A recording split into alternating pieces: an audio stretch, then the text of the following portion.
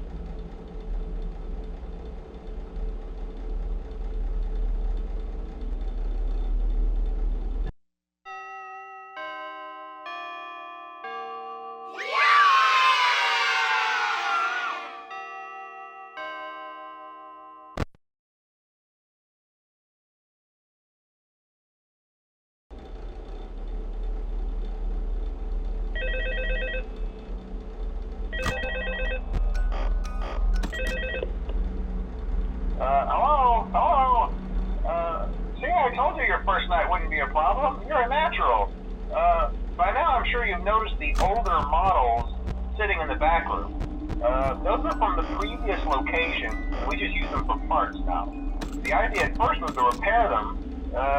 They even started retrofitting them with some of the newer technology, but they were just so ugly, you know, and the smell. So the company decided to just go in a whole new direction and make them super kid-friendly. Those older ones shouldn't be able to walk around, but if they do, the whole Freddy head trick should work on them too, so whatever. I loved those old characters. Did you ever see Foxy the Pirate? Oh wait, Foxy. Oh yeah, Foxy. Hey listen, that one was always a bit twitchy. I'm not sure if the Freddy head trick will work on Foxy.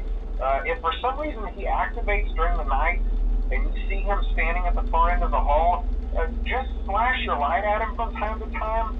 Those older models would always get disoriented with bright lights. It would cause a system restart or something. Come to think of it, you might want to try that on any room where something undesirable might be. It might hold him in place for a few seconds. That glitch might have carried over to the newer models too. One more thing, don't forget the music box. I'll be honest, I never liked that puppet thing. It's always thinking, and it can go anywhere. I don't think the Freddy mask will fool it, so just don't forget the music box. Anyway, I'm sure it won't be a problem. Have a good night, and I'll talk to you tomorrow. Hello.